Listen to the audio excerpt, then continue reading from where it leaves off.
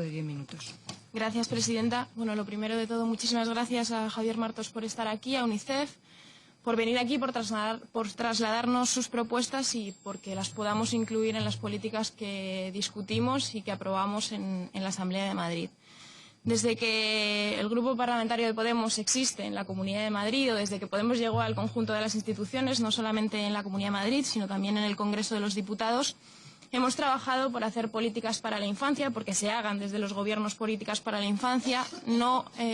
solamente para la infancia, sino fundamentalmente por los derechos de la infancia, ¿no? En la Comunidad de Madrid llevamos trabajando esta legislatura para que el 1.180.000 niños y niñas que habitan en esta comunidad tengan derechos garantizados, también, como digo, en el Congreso, con esa comisión de infancia y pidiendo también un pacto de Estado por la infancia en el Congreso de los Diputados, porque nos parece que la infancia es futuro, pero sobre todo es presente y en base a eso tenemos que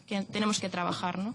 Creemos, desde luego, que tenemos un gobierno en la Comunidad de Madrid que no toma como prioridad los derechos de la infancia y que trabaja, digamos, poco o mucho menos de lo que debería trabajar por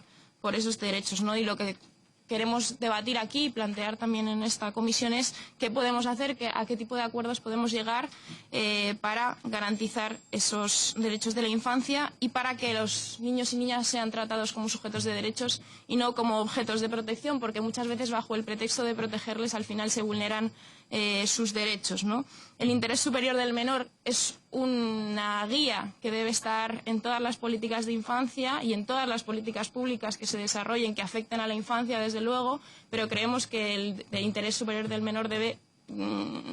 garantizarse mediante el derecho a la escucha, el derecho a la participación, porque si no, en base a ese interés superior del menor muchas veces se trabaja por parte de otros intereses y no de acuerdo a los intereses de la infancia. Nosotros pensamos, desde luego, que el Pacto Autonómico por la Infancia es una cuestión fundamental, pero creemos que lo importante es dotar de contenido a ese pacto, en base, evidentemente, a las propuestas que nos hacen desde UNICEF y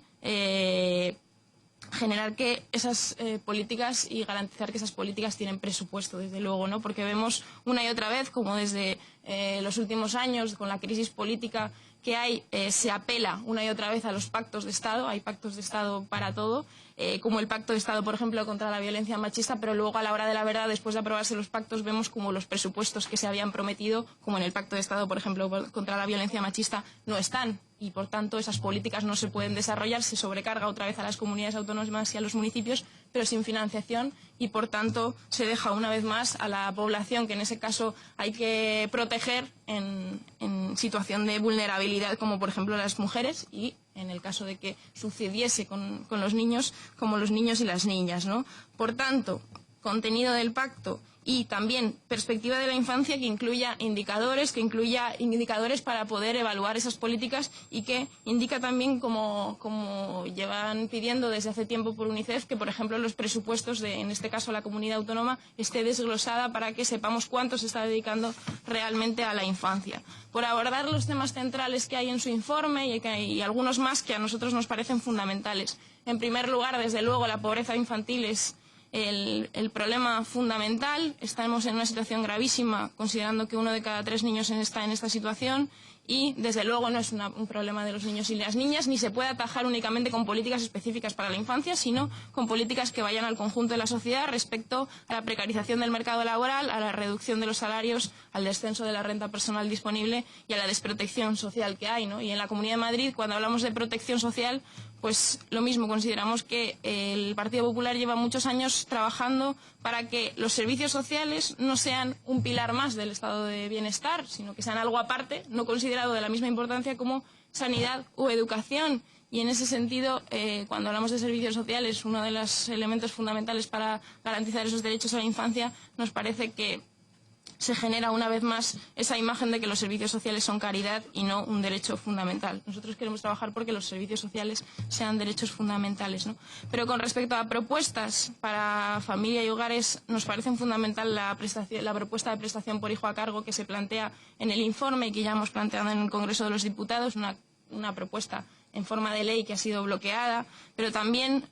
propuestas de cara y leyes de cara a, por ejemplo, la pobreza en las familias monomarentales monoparentales encabezadas por mujeres que tienen un 53% de paro y que en muchas ocasiones tienen niños o niñas en una situación mucho peor que, por ejemplo, familias numerosas que en algunas ocasiones están más protegidas que familias monomarentales o monoparentales. Ya lo dijimos en el monográfico de infancia que se hizo en la Comunidad de Madrid, consideramos que la pobreza infantil es el problema fundamental y que desde luego el plan de infancia que se ha hecho en esta comunidad no lo ataja, no plantea medidas para atajarlo, ¿no? También, por ejemplo, planteamos que los desahucios son uno de los dramas más terribles que afectan a la infancia. Según datos de UNICEF, el 80% de los desahucios en nuestro país afectan a niños y niñas y, por tanto, hacer medidas después de tantos años, ya 10 años desde el estallido de la burbuja inmobiliaria, para atajar esto y para que nunca haya un desahucio sin alternativa habitacional es fundamental. Con respecto a la educación, la reducción de la tasa del abono escolar temprano nos parece fundamental. Que hayan servicios públicos como escuelas infantiles y educación de 0 a 3 años y de 3 a 6. La atención temprana en la Comunidad de Madrid está en una situación realmente degradada, con listas de espera enormes, y esto es algo que están reclamando los padres y las madres de muchos niños con necesidades y desde luego nos parece un elemento fundamental. Y con respecto a la protección, pues qué decir, recientemente leíamos las recomendaciones del Comité de los Derechos del Niño de Naciones Unidas y desde luego hay objetivos y medidas que aplicar urgentemente, como estamos viendo en la situación del centro de Hortaleza de primera acogida, que está en una saturación enorme, el doble de personas que de plazas y que desde luego los niños no están en condiciones como para que para sus derechos más básicos estén garantizados, ¿no? Por tanto, nuestros objetivos fundamentales son responder en primer lugar a esa urgencia de que faltan plazas, evidentemente plazas desde nuestro punto de vista en pisos pequeños y no en grandes centros, esperemos que no se construyan grandes centros en la Comunidad de Madrid, reducir esa institucionalización apoyando el acogimiento familiar y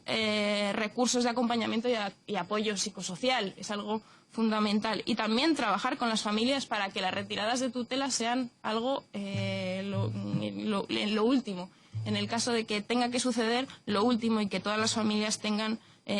pues los recursos económicos para que sus hijos estén en buenas condiciones, ¿no?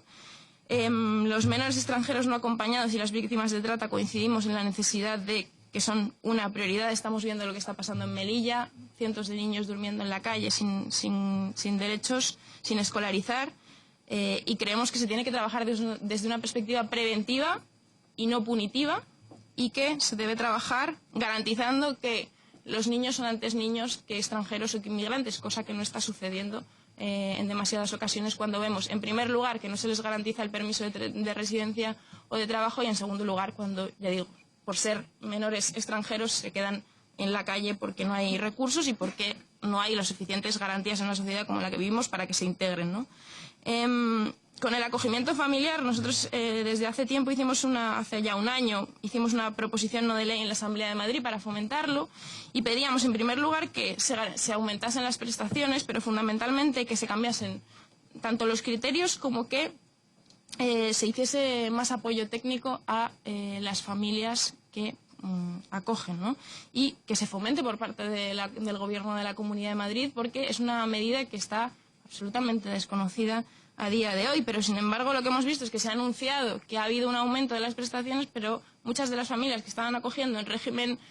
especial, que están cobrando unos 5.000 euros al año, se les ha bajado de categoría a régimen ordinario y por tanto realmente no se está aumentando las prestaciones, sino que se está reduciendo las ayudas a muchísimas familias. Nosotros queríamos añadir fundamentalmente el tema de la violencia contra la infancia. Hacer una ley de violencia contra toda forma de violencia contra la infancia, pues así valga la redundancia, y porque creemos que no solamente la violencia machista, que desde luego afecta a niños y niñas, como ya se ha incluido en la Ley 26/2015 y en el Pacto de Estado contra la Violencia Machista, sino que hay muchísimas formas de maltrato y de abuso de los derechos de la infancia, como también, por ejemplo, el abuso sexual infantil, que tienen que tener medidas para prevenirlo y para proteger a la infancia. Quería señalar la importancia de que las niñas y niños que hayan podido sufrir abuso sexual o maltrato por parte de uno de los progenitores no necesiten de la firma de ambos progenitores para la intervención psicológica, que es algo que se sigue pidiendo en la Comunidad de Madrid. El hecho de que cuando un niño va a un recurso público tengan que firmar ambos, y puede ser que sea uno de ellos el que está abusando de ese niño o niña, ¿no? Esto es algo que se ha hablado en el Pacto de Violencia contra la Violencia Machista y que debería de cambiarse urgentemente en la Comunidad de Madrid. Nos parece que la justicia debe tener una perspectiva de derechos de la infancia y que todos los recursos que están vinculados a la justicia también, esto es, por ejemplo, los equipos psicosociales, que sí que dependen de la Comunidad de Madrid, ¿el qué? Vale. Tienen que tener esa perspectiva de los derechos de la infancia. La salud mental y los suicidios nos parece uno de los elementos también centrales. Y por acabar, como decía, el presupuesto y la financiación es fundamental para que podamos hacer políticas de infancia. España sigue siendo uno de los países de la Unión Europea que menos dedica a infancia y está después de Rumanía, de Bulgaria y de Grecia. La Ley 26/2015 sigue sin tener desarrollo reglamentario. Esto es algo que afecta enormemente a las políticas que podamos hacer desde una comunidad autónoma, porque no podemos aplicar todos esos avances que incluye esa Ley de Protección de Infancia y Adolescencia. Pero por acabar, total apoyo a impulsar por el conjunto de los grupos parlamentarios ese pacto autonómico por los derechos de la infancia, y a seguir manteniendo conversaciones para que sea a partir, sobre todo, de las aportaciones de organizaciones como UNICEF. Gracias. Muchas gracias, señora Serra. A continuación tiene la palabra la señora Delgado por el Grupo Parlamentario Socialista, con un tiempo de 10 minutos. Sí, muchas gracias, señora presidenta, y muy buenos días, don Javier Martos, director del Comité Español de UNICEF. Lo primero es felicitarles a ustedes por este exhaustivo trabajo que han realizado, en este caso con la Fundación Tomillo, trabajo exhaustivo como todos los que realiza su ONG. Pero incluso antes de entrar en este informe y detallarlo, quisiera realizarle a usted una pregunta muy directa. Y es, ¿qué opinión le merece que desde la Consejería de Políticas Sociales y Familia se reúnan con ustedes para firmar un convenio el día antes de celebrarse el primer monográfico que se hace en esta